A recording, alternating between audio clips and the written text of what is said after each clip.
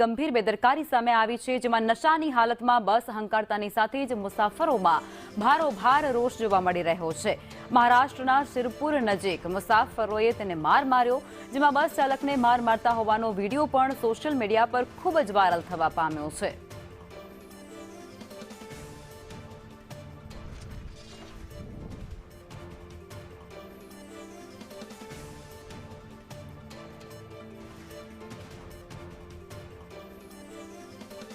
तो आज मुद्दे हमारा संवाददाता मनीष परमार हमारी साथे लाइव में सूरत थी जोड़ाई चुक्या छे।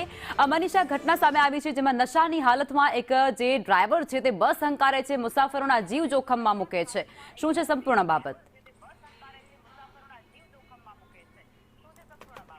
जी बिल्कुल बात करिए तो सूरत થી મહારાષ્ટ્ર બસ જઈ રહી હતી, પરંતુ જે બસ ચાલક છે, ડ્રાઈવર છે, તેનું વર્તન સારું નહીં હતું અને જે કહેવાય કે તે અલગ અલગ જગ્યા પર અકસ્માત સર્જતા બચી ગયો હતો અને લોકોએ છે જોયું હતું કે આ બસ ચાલક છે તે નશાની હાલતમાં છે, તેને નીચે ઉતાર્યો હતો। ત્યારબાદ તપાસી લેતા જાણવા મળ્યું હતું કે આ બસ ચાલક છે તે ખરેખર નશાની હાલતમાં હતા। લોકો રોષે ભરાયા હતા, કારણ કે આખી બસ છે તે સુરતથી મહારાષ્ટ્ર ભરીને જતી હતી અને તમામ મુસાફરો છે તેના જીવ છે તે જોખમમાં મૂકી દીધા હતા। લોકોમાં રોષની લાગણી ફાટી નીકળી હતી અને લોકોએ છે તે આ બસ ચાલકને મેથી પાક પણ ચખાડ્યો હતો અને તેના વિડીયો પણ સામે આવ્યા હતા કે કઈ રીતના લોકો રોષે ભરાયા હતા। જે રીતના તહેવારો આવી રહ્યા છે અને તહેવાર નિમિત્તે આવા જે નશાખોરો છે તે નશો કરીને લોકોના જીવ અને પોતાનો જીવ પણ જોખમમાં મૂકતા હોય, ત્યારે આ સુરતથી આ વિડીયો સામે આવ્યો છે। બીજી બાજુ વાત કરીએ તો સાબરકાંઠાની અંદર એક પોલીસ ચાલક છે તે પણ નશાની હાલતમાં ઝડપાયો છે અને તેને અકસ્માત સર્જ્યો છે। મોહનપુરા પાટિયા પાસે તેને અકસ્માત સર્જ્યો હતો અને રિક્ષા અને એક્ટિવા લઈને 7 થી વધુ લોકોને ઇજાગ્રસ્ત કર્યા હતા। આ જે તમામ મામલો છે, વડાલી પોલીસ મથકના જે ચેતન અંસારીએ આ જે પોલીસ જે કર્મચારી છે તેને અકસ્માત સર્જ્યો હતો। હાલ તો જે કહેવાય કે આ જે પોલીસ ચાલક છે તેની કારમાંથી કેટલીક દારૂની બોટલો પણ મળી આવી છે, ત્યારે ઈડર પોલીસે છે તે કાયદેસરની કાર્યવાહી હાથ ધરી છે અને વધુ તપાસ હાથ ધરી છે, પરંતુ જે ઘાયલ લોકો છે તેને હોસ્પિટલમાં ખસેડવામાં આવ્યા છે।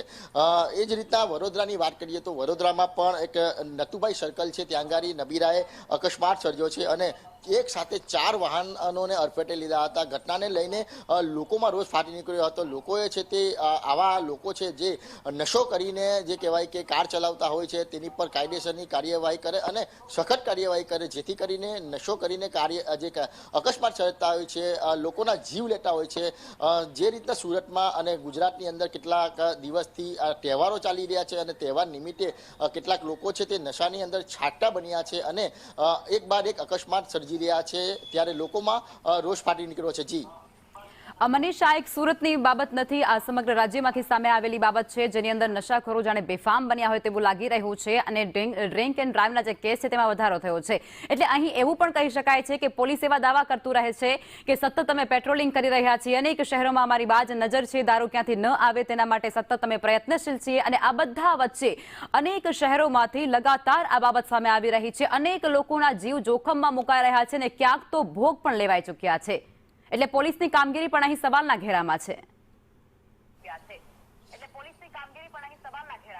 જી બિલકુલ વાત કરીએ તો જ્યારે તહેવાર આવે છે ત્યારે પોલીસ છે તે પેટ્રોલિંગમાં સતત વધારો કરતી હોય છે અને આ ખુદ છે તે પોલીસ દાવા કરતી હોય છે કે કોઈ અનિયમતા નહીં બને, કોઈ નશા કરીને જે વાહનો નહીં ચલાવે। ખાસ કરીને વાત કરીએ તો દારૂની હેરાફેરીમાં તે ખાસ જે કહેવાય કે ચેકપોસ્ટ ઉપર બંદોબસ્ત ગોઠવવામાં આવતો હોય, ચેકિંગ કરવામાં આવતું હોય છે। ત્યારે મહત્વની વાત એ છે કે આ જે નશા કરવાની જે કેસો સામે આવ્યા છે, આ ગુજરાતભરમાંથી કેસો સામે આવ્યા છે, એક નહીં બે નહીં પણ અન્ય કેટલા કેસો સામે આવ્યા છે, જેની અંદર છેલ્લા કેટલા દિવસથી નશો કરીને ગાડી ચલાવતા હોય છે અને લોકોને અકસ્માત સર્જાતા હોય છે। ત્યારે વડોદરામાં પણ થોડા દિવસ અગાઉ આ જ રીતના એક નબીરાએ કાર હંકારીને જે કહેવાય કે ફૂટપાથ પર રહેતા જે લોકો છે તેને અકસ્માત સર્જ્યો હતો, તેમાં એક બાળકીનું મોત થયું હતું અને અન્ય લોકો ઘાયલ થયા હતા। મહત્વની વાત એ છે કે પ્રોહિબિશનના કેસો કરવાની વાતો થતી હોય છે, ત્યારે આ જે નશો કરતા લોકો હોય છે તે દારૂ પીતા હોય છે, પરંતુ દારૂ ક્યાંથી લાવ્યા, કોણ મુખ્ય સપ્લાયર છે તેની તપાસ નથી થતી। એટલે જે કહેવાય કે માત્ર જે પ્રોહિબિશન એક્ટ ગુનો દાખલ કરીને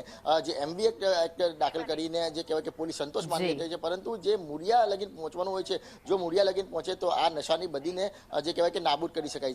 જી આભાર મનીષ, આપ જોડાયા તે બદલ।